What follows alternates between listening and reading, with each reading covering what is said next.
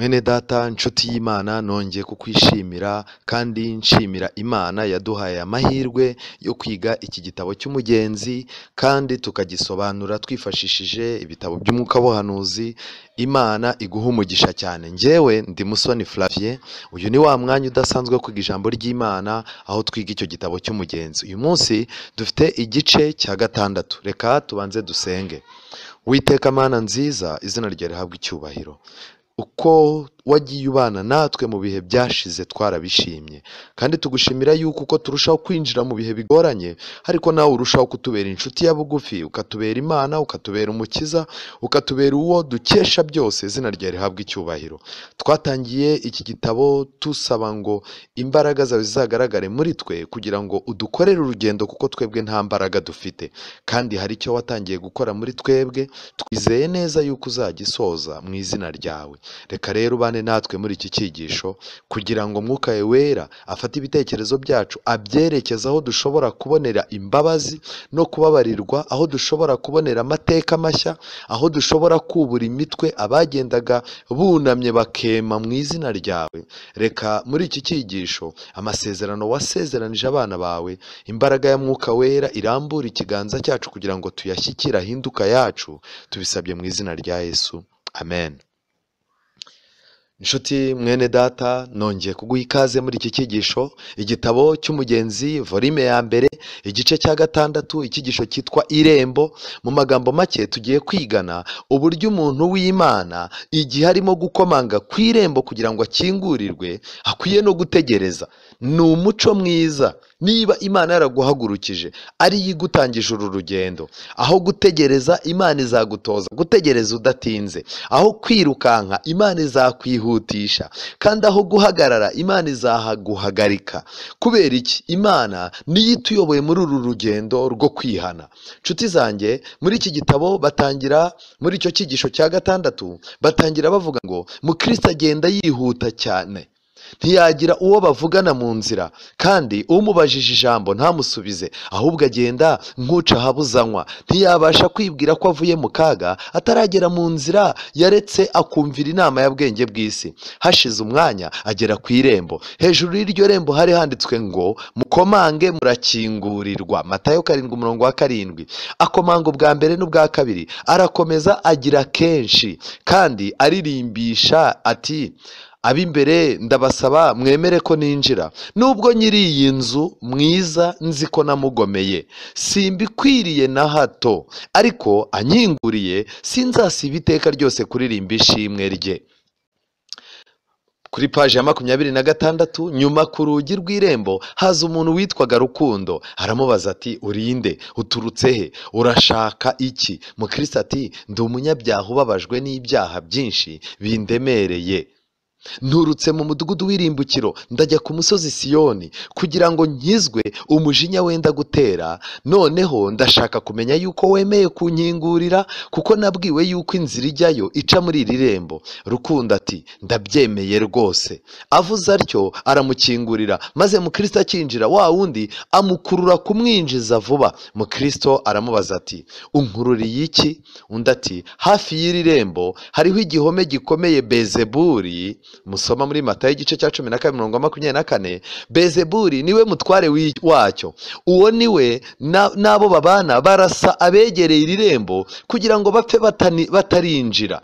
Mukristo aramusubiza ati, nubwo ibyo binteye ubwoba ndanezerewe. Amaze kwinjira, umukumiriza aramubaza ati, ninde wakuyoboye iyi nzira? Mukristo aramusubiza ati, ni mubwirizabutumwa niwe wantegetse kuzaho ngo nkomange nk'uko nkoze, kandi ngo bumbwire ibyo nkwiriye gukora. Rukundo ati, urugi rukingutse rushyizwe imbere yawe, ntawe ubasha kurukinga. Mukristo ati, nonaha ntangiye kureba umumaro uvuye mu bwihare bwanjye. Rukundo ati, ni iki gitumye uza wenyine? Mukristo ati, nuko mu baturanyi banjye ari nta n'umwe wanyemereye ko ari mu kaga nk'uko njyeweho nabimenye. Rukundo ati, ntawamenye yuko ari buze? Ntawamenye yuko uri buze? Mukristo ati, umugore wanjye n'abana banjye babanje kubona ngenda, barampamagara ngo ngaruke, kandi n'abaturanyi banjye bamwe bahageze banampamagara ngo ngaruke, maze nipfuka mu matwi ndaza.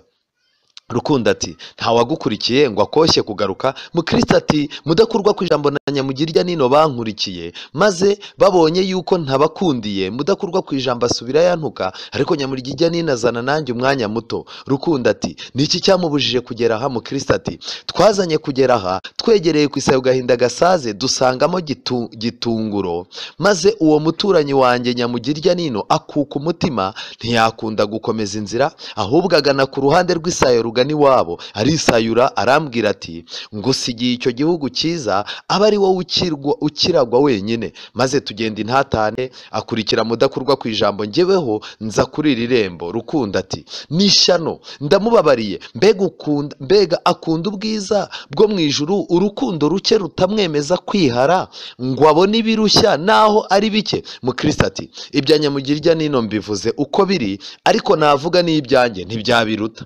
Yasubiye iwe kuko ariko nanjye nayobeye guca mu nzira y'urupfu, kuko nohejwe n'amagambo y'uwitwa bwenge bw'isi. Rukundo ati niwe mwahuye, nzi yuko atabuze kukugira inama ngo ujye ku nshuti ye mwikirisha amategeko. Kuruhurwa nawe bombi nabariganya gusa. Mbese wumviye iyo nama? Mukristo ati nayumviye ngezaho ubwoba bwamburije, nagiye gushaka mwikirisha amategeko, ngezaho nibwiriye yuko umusozi uhereranye n'inzu ye ugiye kungwira, sinabuze guhagarara. Rukundo ati uwo musozi wishe benshi kandi uzica n'abandi benshi, wahiriwe wowe utamenaguwe nawo. Mukristo ati nahiriwe koko, kandi sinzi uko mba nabaye iyaba mubwirizabutumwa tutongeye guhura ngo asange nibwira imibabaro yanjye. Reka nagize Imana ko yongeye kuza aho ndi, kuko mba ntabashije na hato kuza aha. Wahiriwe wowe utamenaguwe nawo. Mukristo ati nahiriwe koko, kandi sinzi uko mba nabaye iyaba mubwirizabutumwa tutongeye guhura nge asange nibwira imibabaro yanjye. Reka nagize Imana ko yongeye kuza aho ndi, kuko mba ntabashije na hato kuza aha. None nje ngo undebe uku. Ikiruta ni uko nakishwe n'uwo musozi, biruta ko nahagarara nyamvugana n'umwami wanjye. Kandi ungiriye ubuntu bwinshi kuko wemeye kunyinjiza aha. Rukundo ati ntitugira uwo tubuza tumuhoye icyo yakoze ataraza aha, naho byaba byinshi bibi ntubirukana na hato. Noneho Mukristo mwiza, reka nguherekeze akanya gato nkwigishe iby'inzira ukwiriye kunyuramo. Reba imbere, urareba iriya nzira ifunganye, niyo nzira yawe yaharuwe na ba sogokuruza bera n'abahanuzi ba kera, na Kristo ubwe n'intumwa ze, igororotse ubudakebakeba, niyo nzira yawe. Mukristo ati ntaho icyamiye cyangwa ihuriye n'izindi byatuma utahazayoba. Rukundo ati ihuye n'izindi nyinshi koko, ariko izo zirakebakeba kandi ni ngari. Nyamara ubasha gutandukanya inzira n'imbi utya, kuko inzira yonyine ari igororotse ifunganye.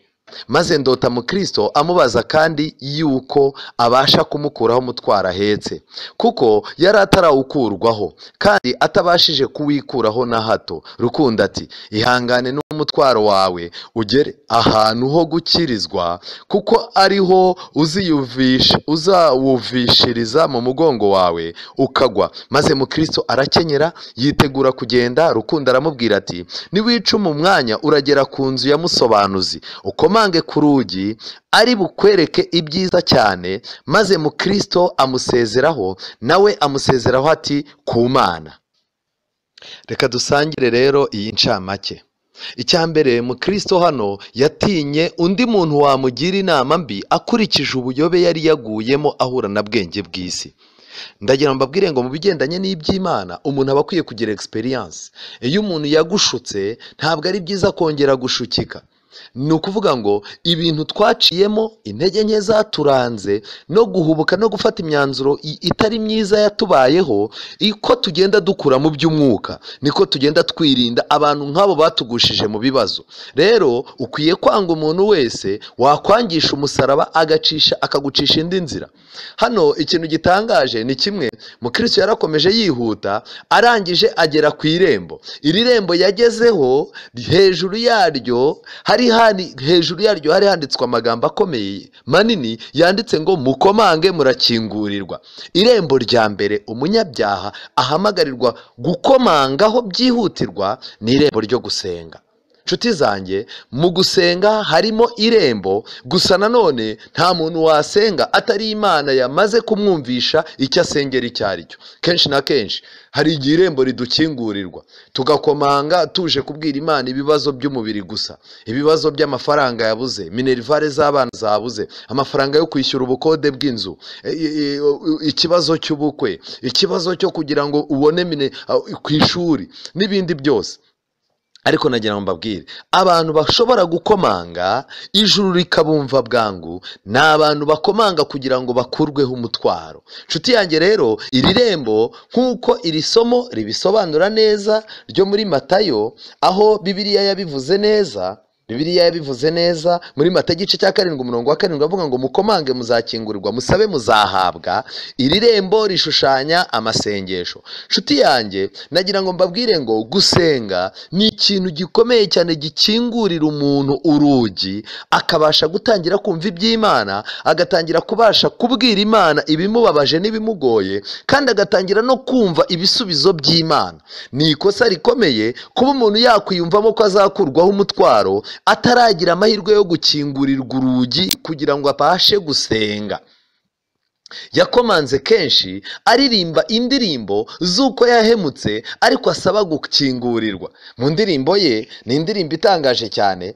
Iyi ndirimbo iratangaje ariko iranababaje. Yari arimo kuririmba, arimo kuvuga ngo ab'imbere ndabasaba mwemere ko ninjira, nubwo nyiri iyi nzu mwiza nzi ko namugomeye, simbikwiriye na hato, ariko ndamutse nkinguriwe byaba byiza, nazabona icyo mpora nishima nshimira Imana.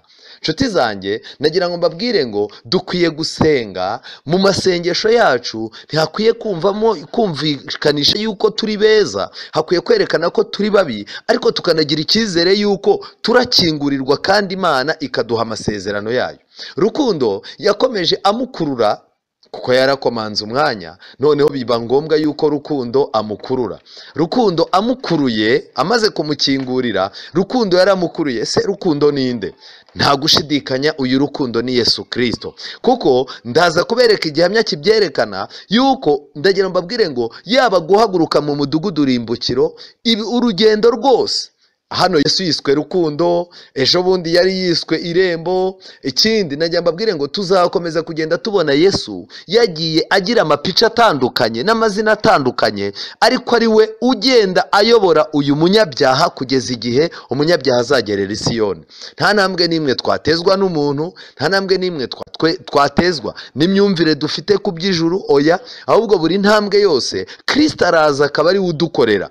Rukundo rero arabonetse, yinjije uyu muntu, arangije aramubwira ati njira wihuta. Mukristo arabaza ati ariko ko mbona mu nkuruye cyane? Rukundo aramubwira ati aha hantu uhagaze harasiwe abantu benshi, harasiwe abantu benshi, kuko Bezebuli niho arasira abantu kugira ngo bapfe batarinjira.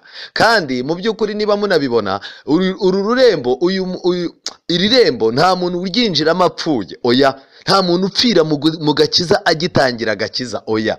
Rero ikintu kigaragara ni kimwe, Satani iyo abantu batangiye gusenga, bahagaze kuri iri rembo batangiye gusenga, bakomanga ntibumvirwe, Satani agera aho ngaho akabicira kuri iryo rembo, abarasira kuri iryo rembo. Benshi cyane bajya basenga bakumva ntibiza, aho kugira ngo bakomeze bashishikare basabe, bagahita batangira gushyirishaho abanyamasengesho, ab'inginzi, reka mbabwire, hari amatsinda atandukanye y'abantu basenga atandukanye, abantu rwose batura ibibazo byabo. Iyo umuntu asenza akumva biranga, yasenga akumva ntibiza, aho kugira ngo akomeze ategereze, usanga umuntu yatangiye gushyiraho abantu bo mu misengero itandukanye. Buriya ngo hari n'abantu bariho ngo bazi ko ari Imana yumva abandi itabumva. Ariko nshuti yanjye, nagira ngo nkubwire, ntukajye wemera yuko Bezebura kurasira ku rugi. Ukwiye gukomeza gukomanga, ugakomanga, n'ubundi nabo ubona bakomanga bigakunda, nabo bakomanze nk'uko watangiye ukomanga. Amaze kwinjira rero mo imbere, yabwiwe ko urugi rukingutse rushyizwe imbere ya Mukristo. Mukristo yabwiwe ko urugi rushyizwe imbere ye, nta muntu ubasha kurukinga. Reka mbabwire, iyo ubashije kwiga ijambo ry'Imana ku bwawe, Mwuka w'Imana akari gusobanura ku giti cyawe, ugasenga, ijuru kumva ririhamanya nawe, uba ugize amahirwe niba urugi rwo gusenga rukingutse kuri wowe. Jya umenya yuko nta wundi muntu warukinga. Watandukanye na bishop wasenga, watandukanye na pasiteri wasenga, watandukanye n'umuvugabutumwa w'igihangange wasenga, watandukanye na padiri wasenga. Iyo umunyabyaha yeretse Imana yuko ababaye, ashaka gukomanga ngo ijuru aganire naryo, urugi rukinguye rumuza imbere. Mukristo kandi yakomeje abwira uyu Rukundo baganiraga ari we Kristo, yakomeje amubwira ati, ubu noneho ntangiye kubona umusaruro uri mu mwanzuro w'ubwihare bwanjye. Ndagira mbabwire inshuti zanjye, niyo umuntu yaba atarabona amasezerano ko yababariwe, ariko umunsi wa mbere umuntu asenze isengesho rye, akumva umutima we urabohotse, ijuru riramukingukiye, akumva mu ijambo ry'Imana atangiye kuhumvira ibisubizo by'Imana, byanga byakunda, uwo munsi hari amahirwe adasanzwe ababonye. Kandi ikindi, Rukundo yabajije Mukristo, aramubaza ati, mbese impamvu waje wenyine ni iyihe? Ese nta bandi bantu? Reka mbabwire inshuti zanjye, nibyo koko dukwiye kubwira abantu ubutumwa bwiza, abantu bakabwakira, ariko abantu iyo banze ntabwo bagumamo, ufata umwanzuro wo gukiza amagara yawe. Reka mbabwire yuko nubwo turi kugenda mu by'agakiza, ariko byanga byakunda, Imana izatubaza abavandimwe bacu, izatubaza abagore bacu, izatubaza abagabo bacu, Imana izatubaza abana bacu, izatubaza abaturanyi, itubaza abo twakoranaga. Igihe cyose urimo uhunga icyaha, ukwiye kumenya yuko Imana izakubaza undi muntu wafatanyije nawe kugira ngo muhungane. Mukristo arangira avuga ati, nta n'umwe wemeye ko ari mu kaga. Nshuti zanjye, wowe wahunze kuko uri mu kaga, ni cyo cyatumye utandukana n'icyaha, nicyo cyatumye uva mu bupagani, nicyo cyatumye uva mu businzi, nuko wari uzi ko hari akaga. Ariko nagira nkubwire, umuntu utaramenya akaga icyaha kiri muri twebwe kizatuzanira, ntabwo ushobora guhungana nawe ngo muterane intambwe. Ikindi kintu gikomeye, Mukristo yakomeje abazwa impamvu z'urugendo rwe. Ese byagenze gute? Ninde muhuye wabigenje ute? Ese kanaka muhuye wabigenje gute? Aha naha wahisemo neza? Ibi bintu iyo wita ku nama ya kanaka wari guhura n'ingorane. Reka mbabwire, Bibiliya itubwira ko tugomba kuba dufite impamvu z'ibyiringiro byacu. Mukristo yakomeje atangara cyane, arangije aravuga ati, umva rwose biratangaje uburyo mubwirizabutumwa yagiye ambaho, yaba bwa mbere mpaguruka niwe wamfashije, ndetse natangiye no kuyoba niwe wongeye kungarura. Noneho Rukundo aratangara cyane, arangije aramubwira ati, none ibyabwenge bw'isi umbwiye byose bimeze gute? Uriya iby'ijuru abiguranisha ibintu byoroheje. Mukristo arangije atumva, ni ibyanjye nabyo bimeze nk'ibyabwenge bw'isi, kubera yuko reka no gutinda ku nkuruze, ahubwo ntinde kuzanjye kuko nazo zimbabaza. Nshuti zanjye, igihe kirageze ngo nitugira amahirwe yo kubana n'Imana, ntitukayijya imbere tugiye kuyiratira iby'abandi no kuyibwira amakuru y'abandi n'intege nke z'abandi, ahubwo gusenga kwacu si umwanya wo gutunga urutoki bitagenda neza, si umwanya wo gutunga urutoki abantu bananiwe, abayobozi byananiye, si umwanya wo gutunga urutoki abanyantege nke baba mu itorero wereka Imana yuko ibintu byazambye. Ni n'umwanya wo kuza ukereka Imana intege nke zawe. Kandi Mukristo yakomeje avuga iby'umusozi ugana kwa mwikirisha amategeko. Noneho amaze kuwumubwira, Rukundo abwira Mukristo atumva rero, uriya musozi wahitanye abantu benshi kandi uzica n'abandi bantu benshi. Mu magambo make, inyigisho yo gushaka gutsindishirizwa n'imirimo inyigisho yo gushaka kwihangira gukiranuka bitewe n'ibintu byiza ukora mu nzu y'Imana byishe abantu benshi. N'uyu munsi wa none hari abandi bategereje kuzicwa nabyo. Mukristo yivugiye ko ubwe yinjijwe n'umwami we. Arangije kandi muri iki gitabo Rukundo arangije aganira na Mukristo aramubwira atumva. Mukristo yarabanje abwira Rukundo ati se muremera kunyakira, muremera kunkingurira. Amaze gukingurirwa Rukundo yaramubwiye ati rero humura, nta muntu uje aha ngaha twirukana. Nubwo yaba yarakoze ibyaha byinshi cyane akaba yarabikoze yerekeza aha, nta muntu n'umwe werekeza aha dushobora kwirukana. Ahubwo urimo urabona iriya nzira ifunganye, yego niyo yaharuwe na ba sokuruza bawe bera n'abahanuzi ba kera na Kristo ubwe n'intumwa ze. Iyi nzira iragororotse ubudakebakeba, niyo nzira yawe. Ntuzongere, nubwo uzasanga hano hari izindi nzira zicyamye zifatira kuri iyi nzira zagiye zishyirwaho n'abatubuzi, ndakugira ngo nkugire inama, izo nzira ntuzazicemo, ahubwo inzira yawe ni iyi ngiyi. Amen. Nshuti zanjye, nababwiye ko inzira ishushanya Kristo, ariko Kristo kuko akorera mu isi hafite itorero naryo rigereranywa n'inzira. Amadini ni menshi, nzamenya nca mu yihe nzira, nzamenya nsengera muri ihe torero. Ariko nagira mbabwire, ejo nabisobanuye neza yuko Bibiliya niryo torero ry'ukuri. Bibiliya nirwo rutoki rw'Imana rutunga urutoki itorero ry'ukuri. Kubw'ibyo rero ushaka kumenya itorero ry'ukuri birahagije n'ahangaha kubimenya. Rukundo yabwiye Mukristo aramubwira atumva, hari inzira nyinshi uzabona, ariko inzira yawe igomba kuba irangwa n'ibi bintu bitatu. Icya mbere ni inzira ifunganye, mu magambo make ifunze kamere y'umuntu kugira ngo umuntu atagenda uko yishakira. Iyi nzira kandi icya kabiri yaharuwe na ba sokuruza bera, mu magambo make ni inzira ya kera. Ba sokuruza bacu Aburahamu, Isaka, Mose, abahanuzi bose n'abahanuzi ba kera bose baciyemo. Kandi ikindi, iyo nzira ni nayo Kristo ubwe yanyuzemo kandi arangije arayihanga. Kristo niwe wayihanze kera, arangije ayicamo, kandi amaze gusubira mu ijuru intumwa ze iyo nzira niyo zaciyemo. Iyi nzira rero kuko ari inzira y'ukuri iragororotse, mu magambo make nta manyanga arimo, kandi iyi nzira ntigenda ikebakeba, ntabwo igenda ikebakeba. Uyu munsi wa none imyizerere y'abantu benshi igenda ikebakeba. Arasoma Itangiriro akakubwira ati ibi ndabyemeye, mwagera mu Kuva ati simbyemeye, mukasimbuka mwagera muri Yesaya ati ibi ndabyemeye rwose, mwakomeza mwagera muri Matayo ati ibi ndabyemera cyane, mugakomeza mwagera muri Daniyeli ati ibi ntago mbyemera, nta nubwo nanabyumva, mugakomeza mwagera mu Byakozwe n'Intumwa ati ibi ni ibintu byacu rwose ndabyemera, mwakwegera imbere mu gitabo cy'Abaroma ati ibi ndabyumva, ariko mwagera mu Bagalatiya ati ibi ntago byumvikana, mugakomeza mwagera muri Petero ati rwose pe ibi ndabyemeza, mwagera mu Byahishuwe ati ahangaha mafite ikibazo. Nshuti zanjye, inzira igenda ikebakeba ntabwo ariyo nzira y'Imana. Muri Yeremiya Imana yagiriye inama abantu bashaka kumenya ukuri.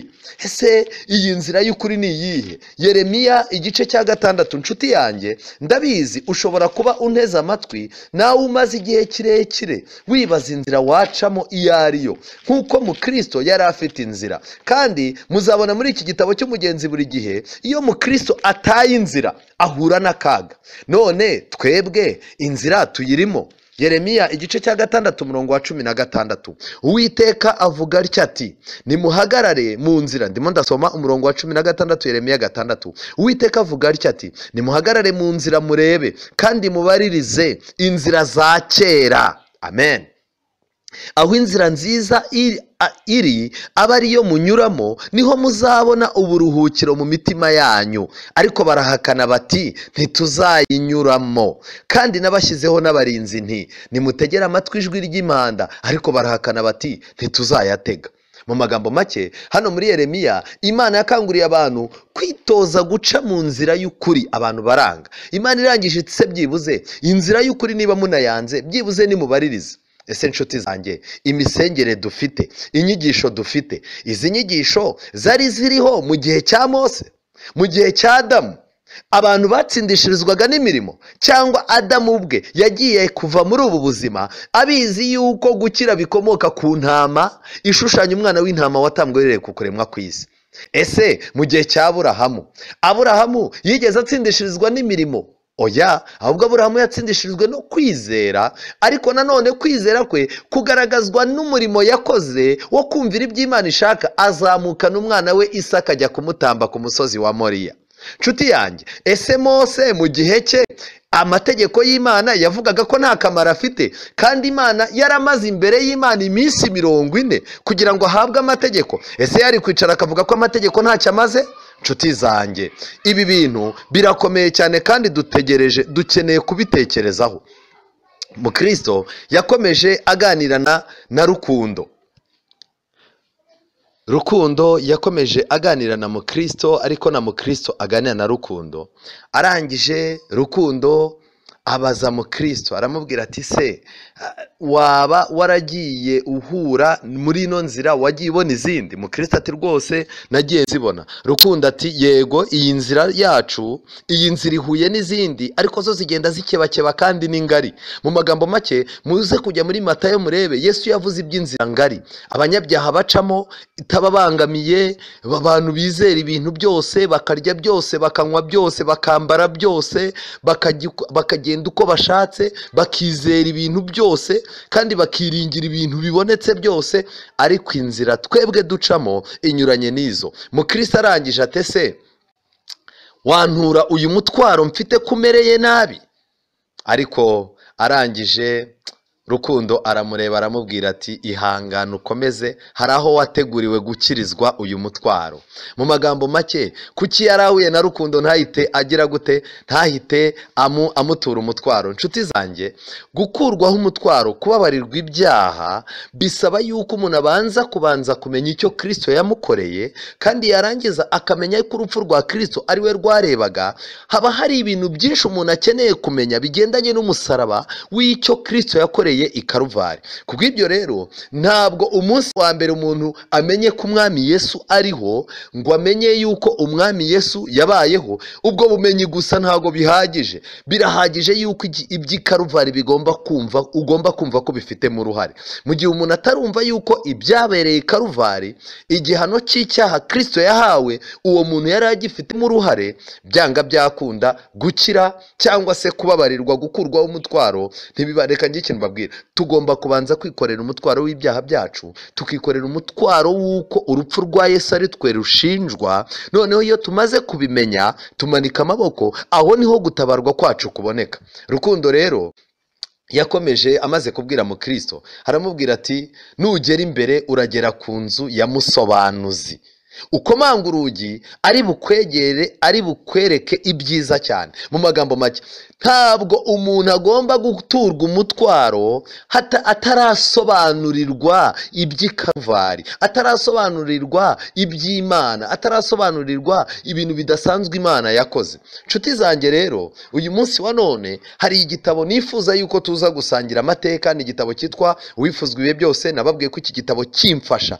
kumenya amateka ya Yesu, uburemere bw'ibyo Kristo yakoze, ubusobanuro bw'imigani ye, ndetse mu magambo make kugira ngo menye neza ibigendanye n'inkuru za Yesu zanditse muri Bibiliya. Iki gitabo kigenda kimpa amateka, kikanambwira icyo Kristo yakoze. Reka mbabwire ko iki gitabo cyitwa Uwifuzwe byose, paje 233 baranditse ngo uko niko bimeze no mu by'umwuka, gupfa kuganira ku by'iyobokamana, gusenga nyamara nta nzara wiyumvamo mu bugingo, kandi udafite kwizera ntacyo bimaze. Icyambere, kuganiriza umuntu ibintu by'iyobokamana ukumva biraryoshye mu matwi, gusenga ariko nta nzara wiyumvamo yo mu bugingo, kandi ugasenga udafite kwizera, ibyo bintu biba nta kintu bimaze rwose. Kwizera Kristo mu magambo gusa ari byo bitera kumwemera gusa nk'umukiza w'isi, ntibishobora gukiza ubugingo. Abantu benshi kwizera Kristo mu magambo gusa, umuntu akakubwira ugahita uvuga uti uwo mugabo ko numva yari umuntu mwiza ndamwizeye. Ibyo bintu bituma abantu bemera Yesu nk'umukiza w'isi gusa, ariko ntabe umukiza wabo, ntibishobora gukiza ubugingo. Ntabwo kwizera guhesha agakiza ari ugupfa kwemera ukuri mu ntekerezo. Umuntu utegereza kubanza kumenya ibintu byose ngo abone kwizera ntashobora kwakira imigisha itangwa n'Imana. Ntabwo bihagije kwizera ibya Kristo, ahubwo tugomba kumwizera. Kwizera kuzagira icyo kutumarira ni ugutuma tumwakira nk'umukiza wacu bwite, kandi kugatuma ubutungane bwe bubu bwacu. Abantu benshi bafata kwizera nko kugira imyumvire runaka. Oya, kwizera si ukugira imyumvire runaka kuri Yesu nk'uko idini runaka usengeramo ryabikwigishije, ahubwo kwizera ni ugufata icyo uwo yakoze ukabyakira muri wowe. Rero nagira ngo mbabwire, abantu benshi ku isi dufite ba Yesu babiri. Wambaza uti gute dufite ba Yesu babiri? Yesu wa mbere ni Yesu wo mu mateka. Hari abantu bazi ko Yesu yavutse arangije arakura ari umuntu mwiza, aragenda abantu baramukubita bamwicira ikaruvari, cyokoze kubera yuko yari umuntu udasanzwe, ku munsi wa gatatu arazuka. Amateka abayo ngayo nyine ibintu mva ni ukuri. Umugabo witwa Yesu wabayeho yari umuntu ukomeye. Uwo ni we witwa Yesu wo mu mateka. Rero Yesu wo mu mateka abantu baramuvuga ukumva araryoshye, ariko nanone mu by'ukuri ntabwo aba afite imbaraga. Ariko kimwe mu bintu bidasanzwe noneho hari na Yesu wo mu mibereho. Yesu wo mu mibereho ni ugufata ya mateka yose warangiza ukaza ukayemerera ko agira icyo amara muri wowe, noneho ukavuga ngo umwami wanjye. Mariya igihe yari aje kureba Yesu ku gituro, agahusanga Yesu atarimo, hari marayika, kuko Yesu yari yazutse. Mariya yaricara avuga ngo umwami wanjye ntabwo nzi ahari kuko bamukuyemo. Mu magambo make, Mariya yari afite amarira, yari afite amarangamutima. Mariya yari afite kwizera, yari aje kureba umwami we. Igihe kirageze ngo Yesu yo kuba umwami w'abandi ahubwo ahinduke umwami wanjye ku giti cyanjye. Nshuti zanjye, mu gitabo cya Daniyeli igice cya 10 tugaruke kuri cya kintu cyo gusenga, kuko hano muri iki cyigisho icyo dutsindagira cyane ni ugukomanga kugeza igihe ukinguriwe urugi, kandi urugi rwakinguka ntihazagire undi muntu urukinga. Nyamuneka igihe Kristo yagukinguriye urugi rwo gusenga, ugasenga ukumva urasabana n'ijuru, uzirinde undi muntu wagukingirana uwo ari we wese, yaba umuyobozi w'idini uwo ari we wese, yaba umuvugabutumwa uwo ari we wese. Kristo yakinguye, nta wundi muntu uba ukwiye gukinga. Ngibi ibintu dusoma mu gitabo cy'Ibyahishuwe. Iyo Yesu yivuze mu gitabo cy'Ibyahishuwe avuga ko ari we ukinga ntihagire ukingura, kandi akavuga yuko akingura ntihagire ukinga. Ndetse amatorero menshi mu gitabo cy'Ibyahishuwe hari aho Yesu yavuze aravuga ngo ngushyize imbere urugi rukinguye, ntawe ubasha kuzarukinga. Daniyeli igice cya 10 umurongo wa 12 harimo amagambo nkunda cyane, aho marayika Gabriyeli yari yagiye. Daniyeli yarasenze, marayika Gabriyeli ategereza. Daniyeli yarasenze, marayika Gabriyeli ahabwa n'Imana ibisubizo byo kuzanira Daniyeli, ariko arangije ahura n'ikibazo. Kubw'ibyo rero Daniyeli we yakomeje gusenga atitiriza, akomeza gukomanga ku ijuru, akomeza gukomanga kugira ngo ijuru rimuhe igisubizo, rimuhe ubusobanuro. Yari arimo gusabira ubwoko bwe, kandi yasabaga Imana ngo imusobanurire ibintu by'amateka azaza. Noneho rero ikintu kidasanzwe, uyu murongo wa 12 w'igice cya 10, Daniyeli noneho muri Bibiliya haranditse ngo ahera ko arambwira ati, uyu ni Gabriyeli, witinya Daniyeli, kuko uhereye ku munsi watangiriyeho gushishikarira gusobanukirwa no kwicisha bugufi imbere y'Imana yawe. Amagambo yawe yarumviswe kandi niyo anzanye. Ariko umutware w'ubwami bw'Ubuperesi amara iminsi 21 ambuza. Nyuma Mikayeli, umwe wo mu batware bakomeye, aza kuntabara, ntinda mu bami b'Ubuperesi. Mikayeli ni Yesu. Gabriyeli azanye amakuru.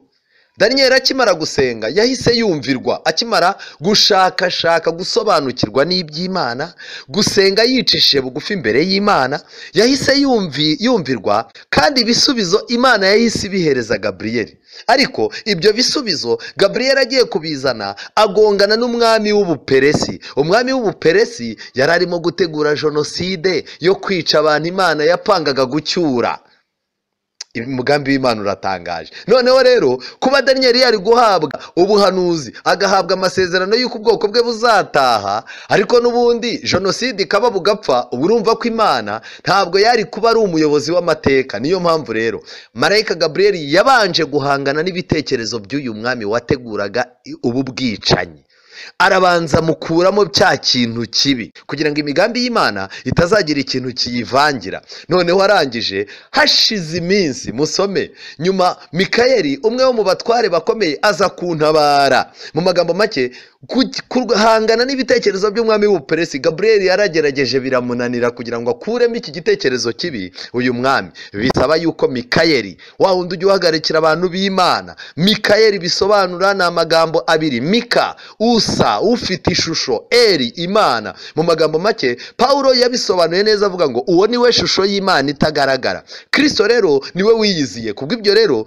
hano yaravuze ngo ntinda mu bami b'Ubuperesi. Gaburiyeli yaratinze. Nshuti yanjye, hari igihe iyo dushaka gusenga dusaba Imana gutabarwa no gusobanukirwa imigambi yayo, ibisubizo byacu ijuru rihita ribigena, ariko rikabanza rigaca inzira kugira ngo bya bisubizo bizaze bidusanga tukiri no mu mugambi w'Imana. Hari abantu benshi rero bagiye bakomanga ijuru bakarisaba ibisubizo, ariko barangiza iri jambo rivuga ngo ntinda mu bami b'Ubuperesi, barangiza kubwo gutinda kw'imigambi y'Imana, kuko gutinda nibo bumva batinze. Daniyeli yumvaga ibisubizo byaratinze, ariko ku Mana ntibyari byaratinze. Imana yari ikiri muri gahunda yo gutegura amasezerano yayo. Nshuti yanjye, icyo twita gutinda kw'Imana kuba ari ugutegura amasezerano yacu, inzira yayo, kugira ngo hatazagira ikintu kiyivangira.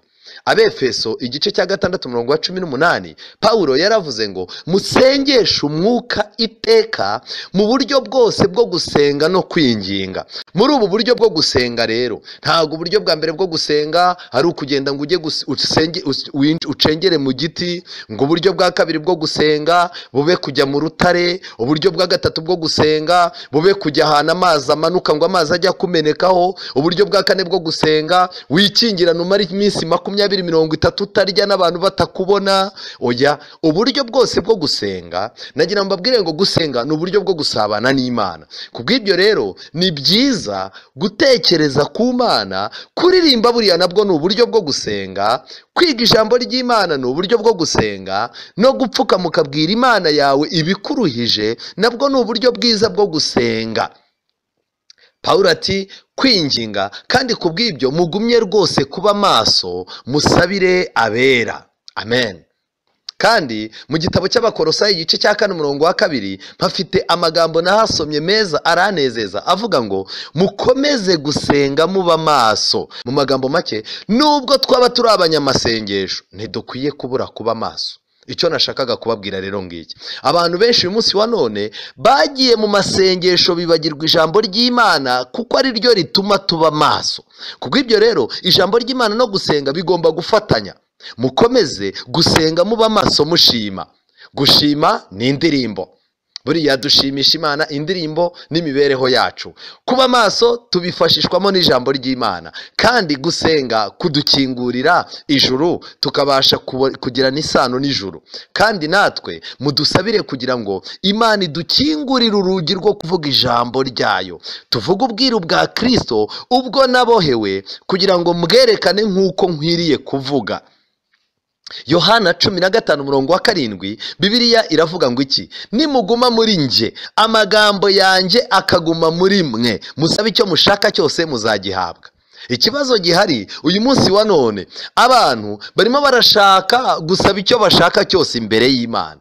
Abantu barimo barashaka gutegeka, barimo barasenga, barategeka Imana. Muzumva amasengesho asigaye ariho, ntabwo abantu bagisenga nk'uko umwana asaba papa we ikintu, ahubwo barimo barasaba nk'uko umukozi wawe akwaka ibintu ashaka kwigendera. Mpemba ayanjye narayavunikiye, nguhaye iminsi iyi n'iyi, n'ubu utampembye nzigendera.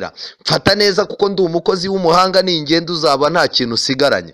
Amasengesho yacu asa naho yerekera mu cyerekezo cy'uko turi abakozi b'Imana aho guhinduka abana bayo. Yesu yashyizeho kondisiyo ebyiri muri Yohana 15:7. Nimuguma muri njye, icyo ni icya mbere, amagambo yanjye akaguma muri mwe, iyo ni ijambo ry'Imana, nimusabe icyo mushaka. Mu magambo make, ntabwo ubundi byakagombye kuba byiza yuko dufata umwanya wo gupfukama ngo dusenge tutabanje kumenya icyo ijambo ry'Imana rivuga ku cyo tugiye gusengera. Umuntu akicara yararwaye, nibyo, urugero umuntu aricaye, iminsi yacu y'ubupagani twayiciyemo, tuyikuramo amateka atandukanye, bamwe bayikuyemo ubumuga, abandi bayikuyemo indwara zidakira. Wajya kumva umuntu ati ngiye gusengera iyi ndwara ihita ikira. Nshuti yanjye, banza umenye yuko kuba twihannye ntibikuraho gukomeza guhangana n'ingaruka z'ibyaha, kuko iminsi yo kujijwa Imana yarayirengagije, itegeka abantu bose kwihana. Ariko ya minsi y'ubujiji twabayemo, byanga byakunda. Reka mbabwire, igihe kimwe Yesu yakijije umuntu wari umaze imyaka 30 n'ingahe, murabyibuka? Umuntu wari umaze imyaka myinshi irenga 30. Ikintu gitangaje rero, niba mubyibuka neza, nuko Yesu amaze kumukiza aramubwiye ngo ikorere uburiri bwawe. Harya mbabaze, buriya buriri bwarahumuraga cyangwa bwaranukaga? Bwaranukaga. Ariko kimwe mu bintu bidasanzwe, uyu muntu Yesu yakirije ku ibaraza yikoreye uburiri bwe aragenda, kuko uburiri bwe bwari amateka ye. Rero iyo ni kondisiyo y'ijambo ry'Imana. Muri Luka 13:24 Bibiliya iravuga ngo, ikiravuga ngo mugire umwete wo kunyura mu irembo rifunganye. Ndababwira yuko benshi bazashaka kurinyuramo ntibabibashe.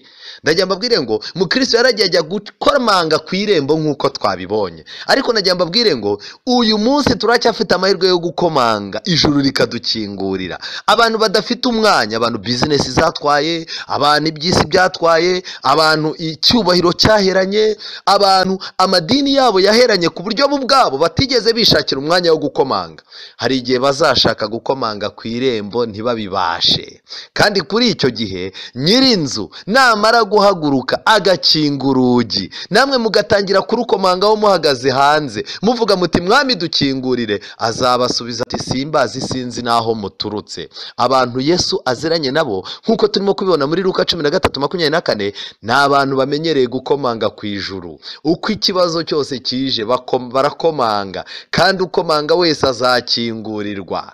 Nshuti zanjye, nagira ngo mbabwire ngo muri Matayo 25:6 mwese muzi igitekerezo cy'abakobwa 5 b'abapfu na 5 b'abanyabwenge. Hari amateka bose bahuje, ariko ikosa abakobwa b'abapfu bakoze ni ikosa ryo kudakorera ikintu igihe cyacyo. Kera najyaga numva yuko ikosa bakoze ari uko batari bafite amavuta. Nari nzi ko ikosa bakoze ari uko basinziriye. Ariko nshuti yanjye, soma neza uri busange ikosa bafite ikintu ntago gikorerwa mu mwanya wacyo, kuko batazi agaciro ka buri kintu. Nshuti zanjye, abantu bagiye kubura ubugingo atari uko batabaye abanyedini, atari uko batabatijwe mu madini atandukanye, atari uko batiswe ngo ni abakozi b'Imana, ahubwo ikibazo ikintu bagombaga gukora mu gihe runaka ntago bagikoze, kandi ntibigeze bagira amahirwe yo kumenya agaciro k'ibintu, ngo bamenye ngo iki gifite agaciro, kiriya nta gaciro, iki gifite agaciro, kiriya nta gaciro, iki gifite agaciro gake, kiriya gifite agaciro kanini. Reka dusome Matayo 25:6. Ariko ninjoro mu gicuku habaho urusaku ngo umukwe araje, nimusohoke mumusanganire. Maze babakobwa bose barahaguruka, baboneza amatabaza yabo. Abapfu amatabaza bombi barayafite. Umurongo wa 8, abapfu babwira abanyabwenge bati nimuduhe ku mavuta yanyu, kuko amatabaza yacu azima. Ikosa rikomeye abakobwa b'abapfu bafite hano ni irihe? Kwishinga umuntu, kwishinga mugenzi wawe, kwishinga umuririmbyi muririmbana, kwishinga umubwiriza musengana, kwishinga pasiteri, kwishinga undi mwizera, ukumva yuko igihe cyose uzahurira n'ikibazo mu by'umwuka ari we uzahungiraho akagira icyo agufasha. Umurongo wa 9, ariko abanyabwenge barabahakanira bati oya, ntiyadukwira twese, ahubwo nimujye mu bahanjuzi muyigurire. Mu magambo make, iby'agakiza nta muntu ubihaho undi. Papa wawe ntiyabiguhaho, umugabo wawe ntiyabiguhaho abifite, abana bawe ntibagukatiraho ngo baguhe. Ibigendanye n'iby'umwuka, ibigendanye no kumenya Imana no kuyakira, ni ibyawe ku giti cyawe. Umurongo wa 10, bagiye kugura umukwe, bagiye kugura akadomo, umukwe araza, abari biteguye binjirana nawe mu bukwe, urugi rurakingwa. Ikosa bakoze ni irihe? Bakagombye kuba nta mafaranga, ntago bakeneye amafaranga barayafite. Ntago bakeneye amatara barayafite. Ntago bakeneye kumenya aho amavuta agurirwa, barahazi. Ikosa bakoze ni irihe? Kwishinga bagenzi babo. N'uyu munsi wa none hari abantu batarabona umwanya wabo wo gusenga ku giti cyabo, ahubwo bizeye abantu basanzwe babasengera, bahora batanga ibyifuzo. Unshyira imbere y'Imana, muntu w'Imana, dore ni wowe Imana yumva, nyamuneka ndakwinginze, amasengesho yawe ndayakeneye. Oya, bagiye kugura, umukwe araza. Hanyuma murongo wa 11, babakobwa bandi nabo baraza, barahamagara bati, reka dusubire ku murongo wa 10. Bagiye kugura, umukwe araza, abari biteguye binjirana nawe mu bukwe, urugi rurakingwa. Rya jambo ry'urugi riragarutse. Yego, Mukristo yagiye ku rugi arakomanga, kandi arakomeza arakomanga, nta wundi wagombaga kumukomangira. Nshuti zanjye, komanga kugeza igihe ijuru rizagutabara. Noneho arangije, urugi rurakingwa. Murongo wa 11, hanyuma babakobwa bandi nabo baraza, barahamagara bati, nyakubahwa dukingurire. Kwita Yesu nyakubahwa ni byiza pe, Yesu ni uwo kubahwa, ariko mu gihe utakoze ibyo ashaka ntabwo uzakingurirwa. Abantu benshi, amadini menshi, abantu benshi bita Yesu nyakubahwa, ni umwami w'abami n'iki, ariko kumvira ijambo rye, kumvira amategeko ye, kumvira ubushobozi bwe, kumvira icyo ashaka, kumwakira nk'umwami n'umukiza, ntabwo babikoze. Bazavuga bati dukingurire, nawe arabasubiza ati, ndababwira ukuri yuko ntabazi. Kubera iki? Ab'ijuru rizi ni abasenga mu gitondo na nijoro, bakereka Imana ibibazo byabo, bakereka Imana ibyaha byabo, mu gihe Kristo akiri ku ntebe y'imbabazi akabababarira. Abo bonyine nibo Yesu azi. Kandi nanagaruka, hari abantu bamuzi, bamuvuze, azabwira ngo simbazi, sinzi naho muturutse. Yesaya 65 umurongo wa 1. Mbega amagambo ababaje. Imana iti, nabaririjwe n'abatanyitagaho, nabonywe n'abatanshatse. Mbwira ishyanga rititiriwe izina ryanjye nti, nimundebe. Ariko ubwoko bw'abagome nabutegeraga amaboko munsukira, bagendanaga ingeso mbi, bakurikiza ibyo bibwira ubwabo. Nshuti zanjye, biratangaje kuba abantu batitaga ku Mana aribo barimo kuyibaririza. Kuba abantu batigeze bagira umwanya wo gushaka Imana aribo barimo kuyishaka, twe tukaba turi mu byubahiro. Imana iti, nabwiye ishyanga rititiriwe izina ryanjye nti, nimundebe. Kandi barangije bagira gute? Barayireba. Muri ino minsi abantu benshi duhanze amaso imirimo myiza twakoze, duhanze amaso icyubahiro cyacu cy'idini, duhanze amaso kumenyekana kwacu, duhanze amaso ibintu dukora ku buryo tudahari biba byapfuye.